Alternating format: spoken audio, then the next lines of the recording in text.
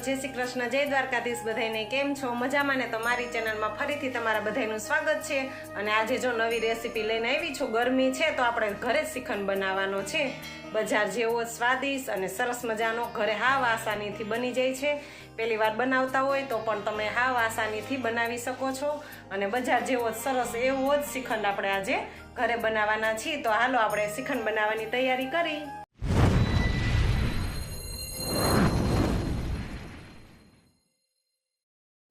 तो આપણે છે ને શ્રીખંડ બનાવવા માટે મેં રાતે દહીં જામણી લીધું હતું, આપણે દૂધ ગરમ કરી લીધું હતું, એક ઉફાણો લીધો હતો અને ઠંડુ પડ્યું ને પછી આપણે 1 થી 2 ચમચી જામણ નાખ્યું હતું। એટલે જો સરસ મજાનું આપણું દહીં તૈયાર થઈ ગયું છે કે આમાં પાણી જરાય નથી। જો આવી રીતે આમ જોવો ને તો સરસ મજાનું મલાઈદાર અને સરસ આપણું દહીં તૈયાર થઈ ગયું છે। તો આને આપણે છે ને એક કપડામાં પહેલાં લઈ લેવાનું છે। તો આવી રીતે મેં એક વાસણ લીધું છે મોટું ને એના ઉપર આવી કાણાવાળી ગમે એ ડીશ તમે રાખી શકો કે નાના નાના કાણા હોય ને એવી આપણે ડીશ કે જારો આપણે ગમે એ લઈ શકીએ। તો આની ઉપર આપણે સફેદ કલરનું કપડું રાખી દેવાનું છે કે સફેદ કપડું હોય ને તો આપણા દહીંમાં કલર ન બેસે, એના માટે કોટનનું કપડું હોય ને એ રાખી દેવાનું ને એની માથે આપણે દહીં જે જામણું છે ને એ બધું આપણે આમાં નાખી દઈશું।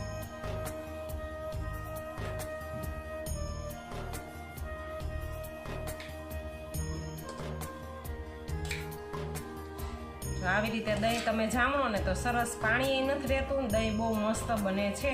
અને આમાં દહીં આપણે શ્રીખંડ બનાવવા માટે મોરું દહીં જોઈએ એટલે જામણ આપણે ઓછું સાવ નાખવાનું।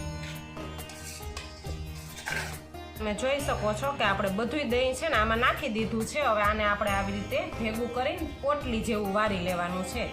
આવી રીતે આમ છે ને ફરતી કોરથી આવી રીતે આપણે બંધ કરી દેવાનું છે અને આપણે છે ને એકદમ આવી રીતે ફિટ એકદમ ટાઈટ પોટલી આવી રીતે વારી લેવાની છે એટલે આપણું આમાંથી પાણી જેટલું દહીંમાં હોય ને બધું આપણે નીકળી જાય। પહેલાં અત્યારે હાથેથી પ્રેસ કરીને થોડુંક આપણે પાણી કાઢી લેશું, પછી 3-4 કલાક આપણે ફ્રીજમાં રાખી દેશું એટલે બધું પાણી નીકળી જશે। અને આની માથે આપણે વજનવાળી આવી રીતે વસ્તુ એક રાખી દેશું એટલે પાણી બધું આપણું નીકળી જશે।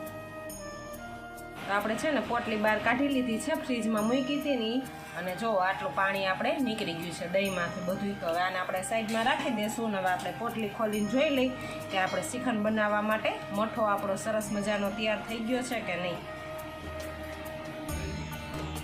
તો જુઓ સરસ મજાનો આપણો મઠો છે ને તૈયાર થઈ ગયો છે, એકદમ ક્રીમી અને સરસ જોઈ લ્યો, જરાય પાણી નથી રહ્યું। આપણે વજન માથે મૂક્યો હતો ને એટલે પાણી નથી। હવે આ આપણે એક વાસણમાં બધું લઈ લઈએ। તો આપણે છે ને વાસણમાં બધું લઈ લીધું છે। હવે આપણે આમાં દરેલી ખાંડ ઉમેરવાની છે। તો આપણે પહેલાં થોડીક ઉમેરી પછી એને છે ને ચમચાની મદદથી જ આપણે હલાવવાનું છે, બ્લેન્ડર કે એવું આપણે નથી ફેરવવાનું। અને દરેલી ખાંડ છે ને જેટલી આપણે જોઈતી હોય ને એટલી આપણે ઉમેરવાની છે। આમાં મિક્સ કરીને પછી આપણે એને ચાખી લેવાની છે, માપ પ્રમાણે આપણે દરેલી ખાંડ ઉમેરવાની છે। તો પહેલાં હું છે ને મેં આટલી લીધી છે એટલી ઉમેરી દઉં, પછી આપણે ચાખી જોશું, વધારે જરૂર પડે તો વધારે આપણે ઉમેરવાની છે અને ચમચાની મદદથી જ આપણે આમાં મિક્સ કરવાનું છે। સરસ રીતે આપણે આમાં દરેલી ખાંડ છે ને મિક્સ કરી દઈ।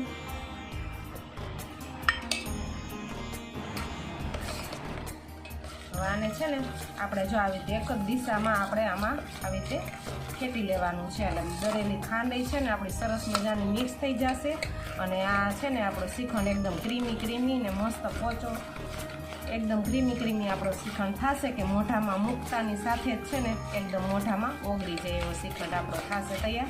એટલે આવી રીતે છે ને આપણે એક જ દિશામાં આમાં ખેંચી લેવાનું છે એટલે ક્રીમી થઈ જાય। અને 5 થી 10 મિનિટ આવી રીતે આપણે હાથેથી હલાવી લેવાનું છે, મિક્સર જારમાં નહીં કે બ્લેન્ડર નહીં, ચમચાની મદદથી જ આપણે આવી રીતે ફેટવાનું છે। તમે જોઈ શકો છો સરસ મજાનો આપણો શ્રીખંડ તૈયાર થઈ જશે। એક વાતનું આપણે ખાસ ધ્યાન રાખવાનું છે કે શ્રીખંડમાં હંમેશા દરેલી જ ખાંડ નાખવાની, આખી ખાંડ નહીં નાખવાની, નહીતર આપણી મહેનતે વધારે થશે અને ખાંડ ઓગળતા બહુ વાર લાગે છે એટલે આપણે હંમેશા દરેલી જ ખાંડ નાખવાની। તો તમે જોઈ શકો છો કે આપણે જો આવી રીતે એકદમ હાથેથી આમ સરસ રીતે ફેટી લીધું ને તો સરસ આપણું શ્રીખંડ એકદમ ક્રીમી મસ્ત થઈ ગયું છે। હવે આપણે છે ને આમાં તૂટી ફૂટી લીધી છે એ થોડીક આપણે આમાં ઉમેરી દઈશું। આ થોડાક આપણે કાજુ બદામ લીધા છે એ પણ આપણે આમાં ઉમેરી દઈશું। તો તો આપણે છે ને કંઈ કલર ને એવું નથી નાખવાનું, આપણે છે ને વ્હાઈટ શ્રીખંડ જ તૈયાર કરવો છે. તો એમાં આમાં તૂટી ફૂટીની નાખીને તો જો સરસ મજાનો દેખાવ આવે છે અને સરસ લાગે છે સ્વાદમાં પણ.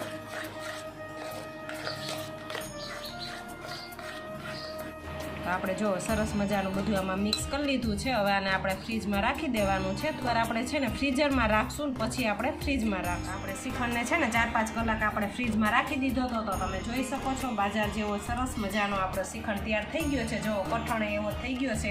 જે આપણે આવી રીતે પાડી છે ને તો આસાનીથી પડતો નથી. જો સરસ આપણો શ્રીખંડ બાજાર જેવો સ્વાદવાળો અને દેખાવમાં પણ સરસ તૈયાર થઈ ગયો છે. તો તમે જરૂર આ રેસીપી ઘરે ટ્રાય કરજો.